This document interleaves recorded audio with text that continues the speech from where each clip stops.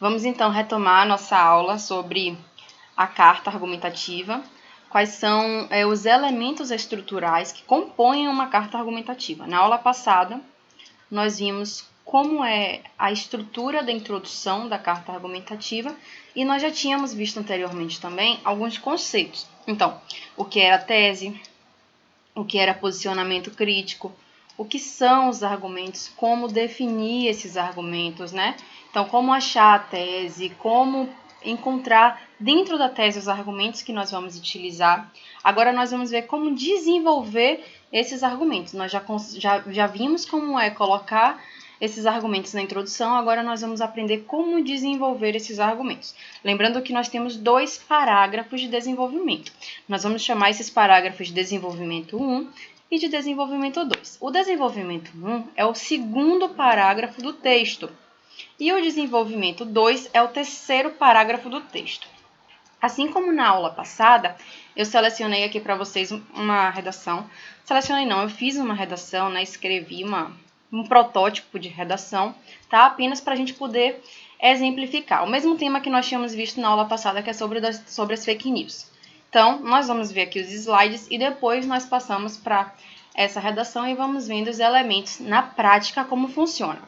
Então, nós já vimos quais são as estruturas que uma carta necessita para ser do gênero carta, né? Qual a estrutura padrão da carta, o que ela precisa ter, quais são as características estruturais, quais são os elementos que não podem faltar, por exemplo, a interlocução. A interlocução é um dos grandes diferenciadores aí das cartas argumentativas para os textos dissertativos argumentativos, como eu já disse para vocês, né? Então, nos textos dissertativos argumentativos, nós temos um locutor e um interlocutor que é universal. Eles não se apresentam, nós não usamos primeira pessoa, por exemplo, nem mesmo nos verbos. Então, nós não usamos devemos, nós usamos deve-se, né? Ele é impessoal, ele não deve apresentar quem é o locutor e o interlocutor. Na carta, não, nós temos a interlocução. Então, ali uma conversa, né? Há essa conversa o tempo todo entre o locutor e o interlocutor. Okay? Então, são elementos que diferenciam as cartas de outros gêneros textuais. Beleza? Isso nós já vimos. Vimos também o que é tese, né? O nosso primeiro ponto de vista é o que nós achamos e pensamos sobre o texto. Vimos também como é a característica da introdução, como é que nós fazemos esse planejamento. É a introdução que vai nos dar a direção para todo o nosso desenvolvimento. Uma introdução muito bem delimitada, tá? Com técnica, com tese, com a 1, com a 2, é um pontapé inicial para uma boa escrita de um texto. Seja esse texto qual for, seja uma carta pessoal, seja uma carta argumentativa, seja um texto dissertativo, argumentativo, enfim, é preciso de uma boa introdução, tá certo? Vamos pensar que a introdução é um cartão de visita, né? É ela que vai apresentar para o interlocutor o texto. É através da introdução que o interlocutor vai saber se ele está com vontade ou não de ler aquele texto. Então, a introdução ela é fundamental para nos guiar durante o restante da nossa redação, tá? Inclusive no desenvolvimento. Inclusive não, principalmente no desenvolvimento. Porque se você delimita bem os argumentos, você tem 50% do caminho andado durante o desenvolvimento. Porque você não vai se perder entre um e outro. Certo? Então, é muito importante refazer sempre a introdução. Se tiver dúvida na hora de encontrar os argumentos, você faz a introdução. Porque se você tiver problema, já desde o começo, ali na escrita da introdução, bem provavelmente você vai ter um problema durante a escrita do desenvolvimento. Tá bom? Então, a introdução ela é fundamental para o bom desenvolvimento de um texto. Então, vamos ver o desenvolvimento aqui. Bom, como eu falei para vocês, são 2 desenvolvimentos. O desenvolvimento 1, que vai aparecer no segundo parágrafo do texto e vai ter aproximadamente 8 linhas. Eu já falei para vocês que esse número aproximado, já falei 1000 vezes, né? Mas que esse número aproximado é para não ter discrepância entre o tamanho dos parágrafos. Não é uma regra, tá? Não é que se você fizer 7 linhas ou 9 linhas, você vai zerar o texto. Não é isso. É só para que tenha um parâmetro, que não haja discrepância, certo? Então, aí, aproximadamente 8 linhas. Depois, vocês vão apresentar uma ideia de abertura. O que é uma ideia de abertura? Ela é mais ou menos parecida com a técnica, mas ela é um pouco menos desenvolvida do que a técnica, tá? Ela apresenta a ideia geral do parágrafo antes da gente apresentar o nosso tópico frasal, que é a retomada do argumento, ok? Então, apresentamos ali uma ideia de abertura, uma técnica mais sucinta, e depois o tópico frasal. Então, olha só, o tópico frasal é a oração que introduz a ideia central a ser desenvolvida em um parágrafo, uma generalização. Então, você vai pegar o seu A1, claro, nós estamos falando de desenvolvimento 1, então você vai pegar o seu A1, é sempre na ordem. A1 no desenvolvimento 1, A2 no desenvolvimento 2. Vai apresentar a ideia de abertura e logo depois o tópico frasal. Então, o tópico frasal é para que você não se perca e relembre qual é o seu argumento. Apresente seu argumento logo no início, tá? Por que a gente pede para colocar um tópico frasal? Porque às vezes o aluno se perde nas ideias. Ele acrescenta lá uma técnica, né, uma ideia de abertura, e não quer mais sair da ideia de abertura. Ele resolve desenvolver 4 linhas da ideia de abertura. Não, uma ideia de abertura é uma coisa sucinta. É só para você explanar o que você vai desenvolver. 1, 2 linhas. Não precisa ser meia linha, não. 1, 2 linhas é o suficiente para essa ideia de abertura, mas ela tem que estar muito bem encaixada com o seu argumento, com o tema e com o próprio tópico frasal. Parece complicado falando assim, mas não é. É bem fácil encontrar uma ideia de abertura, tá? Ela é uma ideia como se fosse uma técnica mesmo para chamar a atenção. Depois da ideia de abertura, nós vamos colocar o nosso tópico frasal, que é uma generalização, uma ideia, tá? Uma síntese do nosso argumento. Nesse caso, como nós estamos aqui ainda no desenvolvimento 1, vai ser uma generalização, uma síntese do argumento 1. A partir daí, nós já começamos a defender o nosso posicionamento, defender o nosso ponto de vista. Afinal, nós estamos falando de um texto argumentativo. Textos argumentativos, eles pedem esse posicionamento, ok? Mesmo que esse posicionamento não seja pessoal, ele ainda pede um posicionamento. Então, desde então, nós vamos defender o nosso ponto de vista, ok? E aí, essa argumentação, lembra que eu falei para vocês que o argumento nós vamos perguntar para a tese se é bom ou se é ruim? Então, aqui é exatamente isso. Uma argumentação que pode ser favorável ou desfavorável ao tema. Claro que nós não vamos fazer uma favorável no D1 e uma desfavorável no D2. Ela tem que seguir uma linha lógica. Então, se você é desfavorável ao tema, você vai ser desfavorável nos dois. Claro que se você usa a argumentação por real e ideal, vai haver uma diferença. Mas não é que você é desfavorável e favorável em outro. Desfavorável no D1 e favorável no D2. Não, você vai ter um ponto de vista. É só que você vai mostrar uma situação que é real e uma situação que deveria ser o ideal. Mas você ainda tem um ponto de vista, ok? Esse ponto de vista precisa ser seguido até o final do texto. Joia? Aqui vocês devem estabelecer relação com outras áreas do conhecimento, mas o conteúdo do parágrafo tem que ser autoral. O que isso significa dizer? Outras áreas do conhecimento. Lembra nas primeiras aulas que nós falamos sobre repertório? Então, repertório legitimado, repertório sem ser legitimado. Repertório é o embasamento que nós damos para o nosso argumento. Então, por exemplo, se nós falamos de fake news, que é o nosso tema do texto, né? Fake news. Se eu falo que as fake news são um problema, eu posso apresentar um dado estatístico que comprove que as fake news elas acabam influenciando no resultado das votações, mostrando que elas são um problema, elas influenciam de uma forma negativa, tá? Então, é um embasamento, são dados que nós embasamos os nossos argumentos.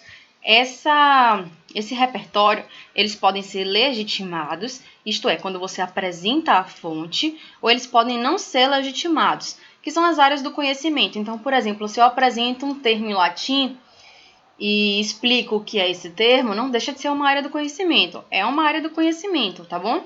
da linguística, né, do latim, mas eu não estou apresentando uma fonte, a não ser que eu diga de acordo com o dicionário tal. Aí, se eu digo que é de acordo com o dicionário tal, ele passa de repertório não legitimado para repertório legitimado. Então, repertório legitimado é a utilização da fonte. Esse tipo de relação com áreas do conhecimento é de fundamental importância também nos textos argumentativos. Então, você tem um embasamento científico, um embasamento de alguém que é autoridade naquele assunto nos seus argumentos. Então, você fala, olha só, não sou só eu que penso assim, tá? De acordo com fonte tal, também é assim, assim, aquilo outro. E isso pode ser usado aqui no meu argumento para justificar tal coisa. Então, você embasa o seu argumento.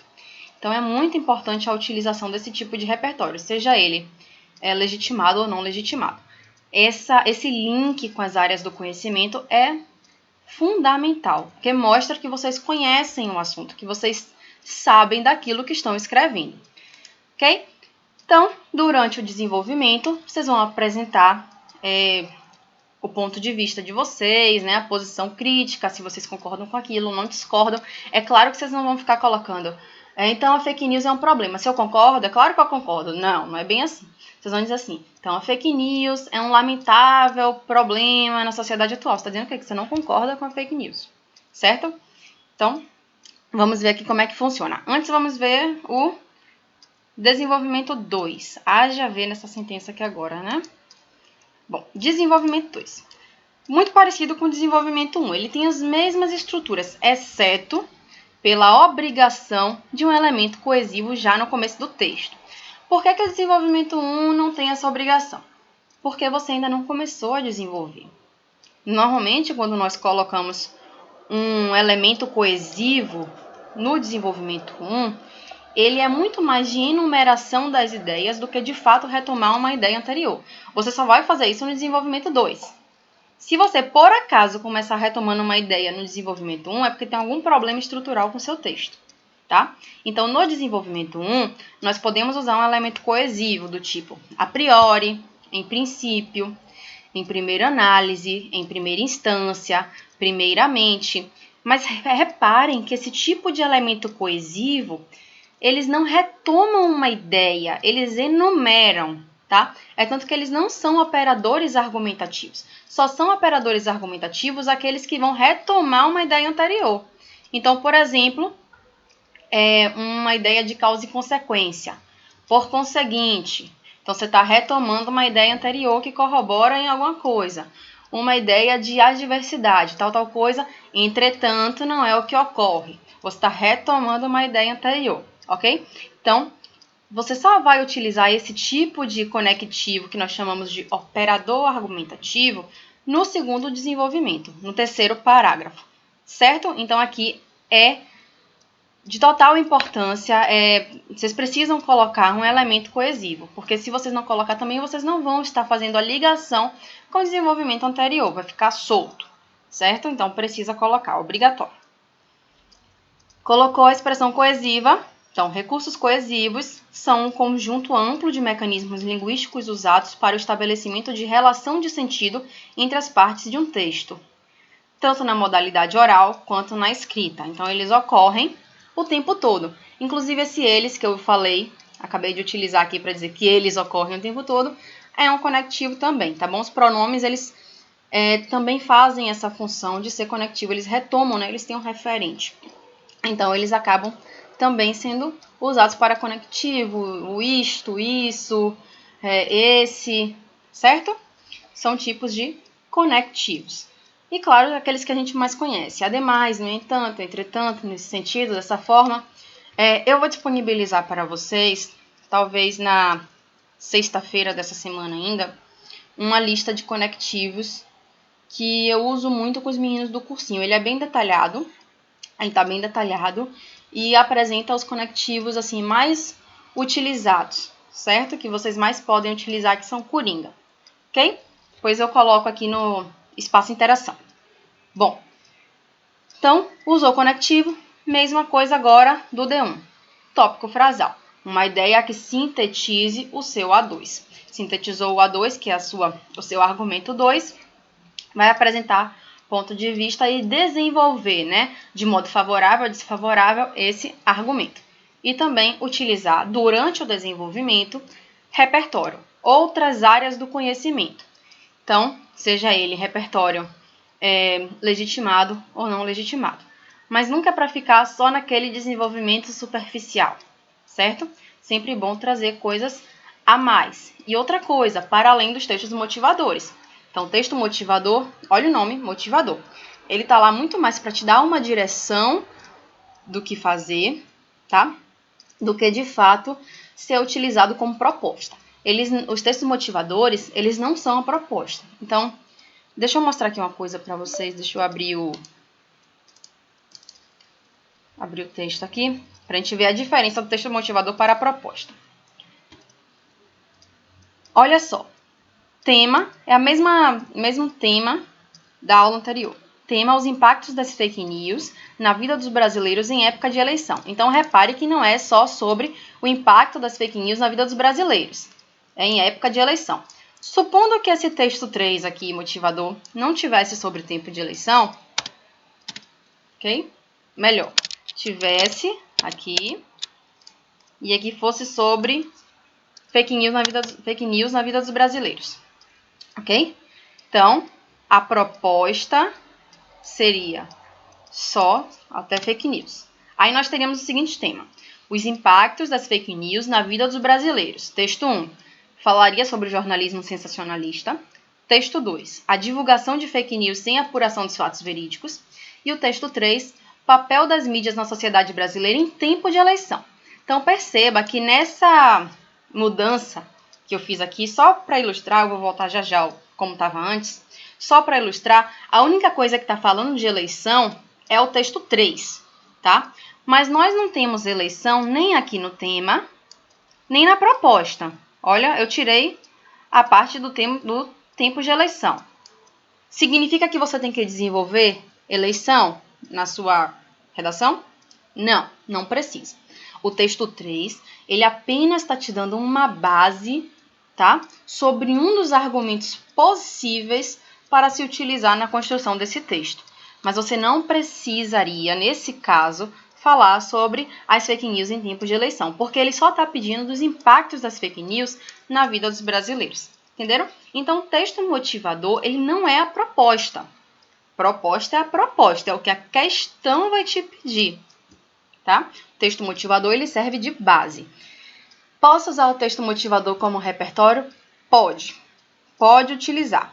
Mas é claro que as informações que constituem o texto motivador, as informações que estão contidas no texto motivador, elas não vão ter o mesmo peso de avaliação como as informações que vocês trazem de fora, tá? Porque ali está no texto motivador.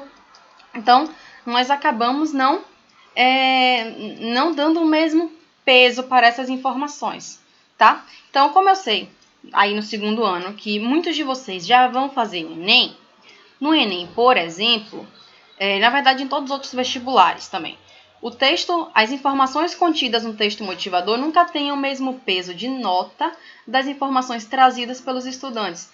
Então, elas são avaliadas com a mesma nota dos repertórios que não são legitimados. Claro que eles são legitimados, né? Se você apresenta a fonte que está no texto motivador, ele é legitimado. Mas ele, na nota, ele está ali junto com aqueles que não são legitimados. Por quê? Porque ele já está no texto motivador. Não é uma informação que você trouxe a mais para a proposta, tá bom? Então, é interessante que você sempre busque sair desse texto motivador e traga outros fatos, outras informações de outras áreas do conhecimento. Mas, na dúvida, é claro que vocês podem utilizar as informações do texto motivador, inclusive para procurar os argumentos. O melhor lugar de você achar os argumentos que você vai utilizar é no texto motivador. Os textos motivadores, eles servem muito mais para isso do que, de fato, para você tirar a informação e colocar no texto, ok?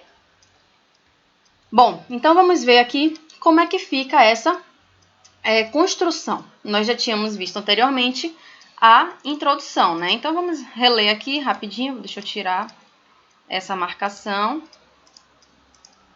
Vamos lá. Prezado editor, é uma carta, né? Tem que ter logo cabeçalho. Lembra que eu falei para vocês, não precisa, na carta argumentativa, cidade e data. ok? Apenas o vocativo. Prezado editor. Poderia ser senhor editor, poderia ser senhor editor. Eu preferi o prezado, tá bom? O senhor e eu, FT, afinal a questão me pede para assinar como FT. Deixa eu voltar aqui. Pronto. Então, o senhor e eu, FT, um simples estudante do ensino médio, prestes a exercer um importante papel de cidadania, que é o voto, sabemos da importância da manutenção da verdade por parte da imprensa, uma vez que a mídia tem papel fundamental na construção de uma sociedade democrática. Minha técnica, né? Apresentei uma sentença afirmativa. Sendo assim, conectivo, é necessário, minha tese, que o senhor reveja o conteúdo publicado em sua matéria, o qual se configura como fake news, a fim de dirimir essas falsas informações e, com isso, impedir que tal notícia falsa comprometa a democracia da sociedade em tempos de eleição. Tempos de eleição porque a questão está me pedindo em época de eleição. A proposta, tá certo? Daqui a pouco eu volto. Quero fazer um parênteses, mas depois eu volto. Vamos lá. Isto pode ocorrer, pois, conectivo, a sociedade é enganada por uma mídia sensacionalista e parcial. Nosso A1, vou até marcar aqui, tá? Nosso A1. A sociedade é enganada por uma mídia sensacionalista e parcial. O que acarreta, olha a nossa expressão aqui que dá uma ideia de causa e consequência, que vai ser importante lá embaixo. O nosso conectivo do D2 precisa estar de acordo com esse conectivo aqui, certo? Então, o que acarreta na manipulação de uma parte da população. O nosso A2. Não, isso aqui não. Nosso... Não, Maria... Calma, gente. Eu não sou tão boa assim com tecnologia, não. Nosso A2, verde. Ok. Então, aqui nós já tínhamos visto, né? Essa construção da introdução. Vamos ver, então, como ficaria o nosso desenvolvimento. Que é uma redação prototípica que eu fiz rapidinho para a gente poder ter uma ideia de como esses elementos ficam, como esses elementos constituem um desenvolvimento. A princípio, lembra que eu falei para vocês que aqui nós não temos um operador argumentativo, nós temos um conectivo, um elemento coesivo, melhor dizendo, que vai enumerar as nossas ideias. Então, a princípio eu estou enumerando, ok? Seria a mesma coisa de eu usar o a priori, em primeira instância, em primeira análise, certo? Então, a princípio, tenho certeza que o senhor, como editor de jornal, conhece a importância da imparcialidade do quarto poder no nosso país. O que é que eu fiz aqui? Olha só, primeiro, apresentei uma introdução, né, uma técnica, e apresentei e trouxe também essa breve introdução, mais uma vez fazendo a interlocução com o interlocutor. Ficou bem redundante a frase, né? Mas eu mantive a interlocução com o meu interlocutor, né? Então, eu tenho certeza, né? Eu tenho que o senhor, como editor de jornal, conhece, então você conhece a importância da imparcialidade do quarto poder no nosso país. Já usei aqui a minha área do conhecimento, né? Trouxe outra área do conhecimento, que é o quarto poder, uma expressão utilizada ali dentro do estudo das mídias, né? Para se referir à própria mídia. Então, é um repertório, é outra área do conhecimento, para além do que está aqui no texto, mas ela não é legitimada. Eu não trouxe a fonte que propõe esse termo. Eu trouxe o termo. E vejam que eu nem expliquei, eu não desenvolvi o meu repertório. Eu não disse o que era o quarto poder, né? Eu apenas coloquei um repertório aqui. Então, ele não é legitimado e ele não está desenvolvido. Mas, pensando que eu estou escrevendo uma carta para um editor de um jornal, eu acredito que ele conheça, tá? Claro que nós partimos sempre do pressuposto de que o nosso interlocutor não conhece nada do que nós estamos escrevendo, tá? Mas aqui nós temos um interlocutor muito específico, que é um editor de um jornal, ok? Eu não desenvolvi esse daí, mas eu desenvolvi outro, tá? Vamos chegar lá. Vamos com calma. Então, a princípio, eu tenho certeza que o senhor, como editor de jornal, conhece a importância da imparcialidade do quarto poder no nosso país. Entretanto, conectivo de adversidade, ainda assim, o senhor utiliza esse mecanismo de maneira parcial e sensacionalista. Então, eu estou dizendo que ele é sensacionalista e que ele tende para um lado, uma vez que permite a utilização de fake news em suas matérias. Então, voltei a falar de fake news. Eu ainda não falei de eleição aqui, né? Vamos ficar ligado nisso para ver o momento aí que eu falo da eleição. Não posso esquecer. Além disso, de maneira torpe, o que é isso aqui? Posicionamento crítico, importantíssimo. Ficou feia, né?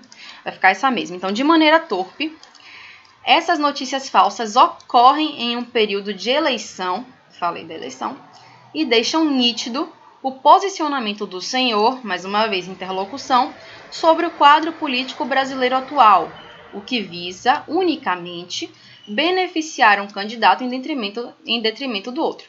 Então, aqui eu estou argumentando do porquê essas notícias falsas, nesse momento, são problemáticas. Porque ela visa um benefício que é pessoal, né? Um benefício que é daquele editor. Ele tem uma preferência e ele quer que os leitores dele compartilhem dessa mesma preferência. O problema é que ele faz isso usando fake news, né? Que é uma ferramenta de manipulação. Ok? Nós vamos chegar lá, na verdade, no segundo desenvolvimento.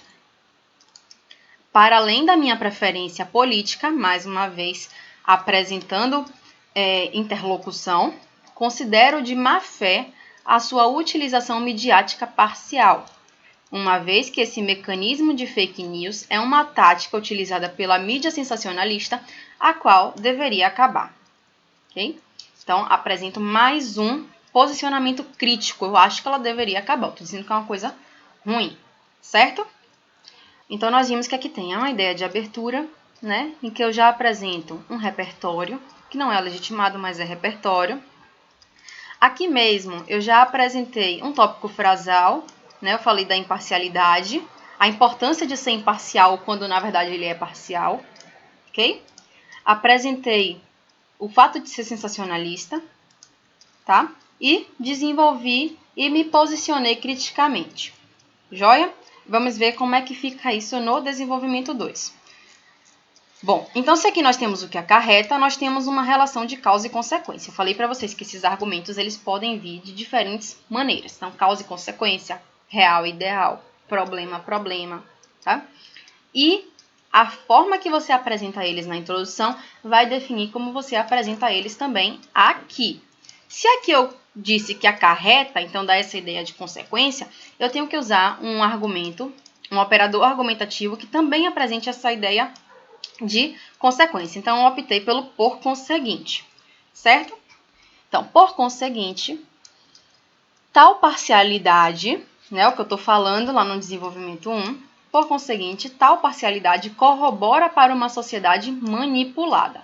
Já trouxe aqui o meu tópico frasal, da manipulação na parte da população.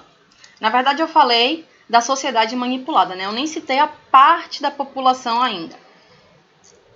Então, tal parcialidade corrobora para uma sociedade manipulada.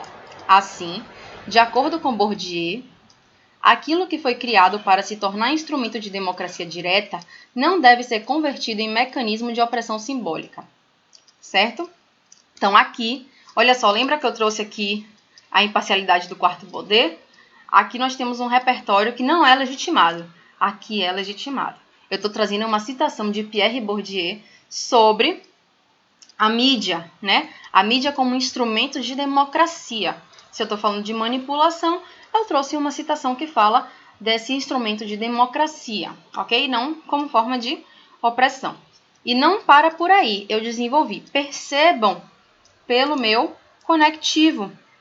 Olha só, eu boto aqui um isto é, para o quê? Justamente explicar o que Bourdieu está falando, certo? O benefício aqui tem acento.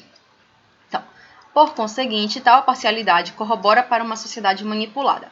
Assim, de acordo com Bourdieu, aquilo que foi criado para se tornar instrumento de democracia direta não deve ser convertido em mecanismo de opressão simbólica, isto é, todo instrumento que permite a manutenção da democracia deve ser utilizado para tal, em benefício de uma sociedade democrática, e não como uma forma de manipulação. Então, aqui eu tenho uma citação direta de Bourdieu, tá? E a fonte, que é Bourdieu. E aqui eu tenho uma paráfrase. Eu estou explicando com as minhas palavras o que Bourdieu quis dizer e já fazendo o link com a questão da manipulação, que é o meu argumento. Aqui eu estou desenvolvendo. Então, eu tenho um repertório que é legitimado, que é desenvolvido e que é produtivo, porque eu faço essa referência com o meu argumento, ok? Eu ligo ele com a questão da manipulação. É isso que vocês têm que procurar quando vocês forem trazer essas áreas do conhecimento, certo? Vamos ver o restante. Então. Contudo, conectivo, de maneira lamentável, posicionamento crítico.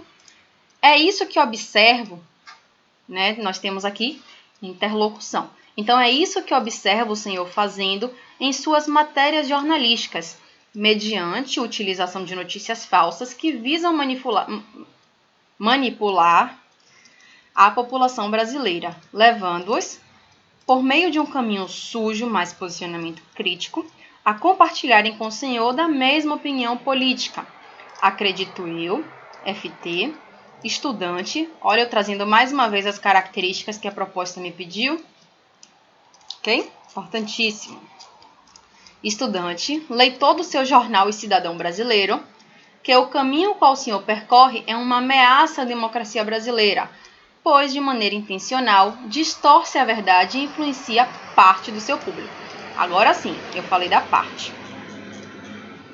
Professora, tem problema? O ideal é que você apresente parte logo aqui, tá? Uma sociedade parte manipulada não, mas da parte para uma parte da sociedade, para a manipulação da parte de uma sociedade. É isso aí, vocês entenderam, né? Aqui era só para vocês verem, tá? Não tá errado. Mas o ideal é que o seu argumento ele apareça já no começo. E o meu argumento não é de uma sociedade manipulada. O meu argumento 2 é parte de uma sociedade manipulada.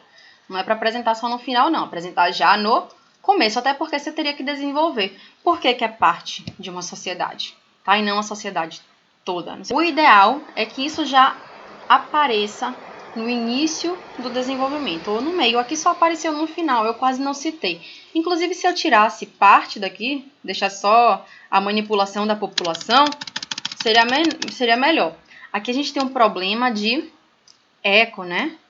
Então, a manipulação que acarreta na manipulação da população. Fica meio feio, aí eu teria que ajustar. Então, o que acarreta numa população manipulada. Ficaria melhor. Em uma população ou sociedade. Tem que ver se eu já coloquei anteriormente. Ok?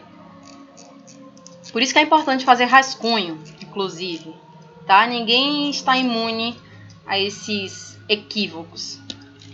Tá bom? Mas então, aqui nós conseguimos ver todos esses elementos que devem estar presentes em um texto, uma carta, né? Melhor dizendo, uma carta argumentativa, certo? Algumas coisas que vocês precisam se ligar, então já tratar do seu argumento no início do desenvolvimento, não deixar para trazer outros elementos só no final. Então eu vou colocar, depois para vocês, eu vou disponibilizar a lista dos conectivos e vocês vão receber as correções da introdução para colocar também para a gente poder fazer o desenvolvimento, certo? Vamos construindo a redação aos pouquinhos antes de fazer uma toda sozinho. Então, vou entregar para vocês todas as correções que vocês precisam fazer, ok? Beijo, até a próxima.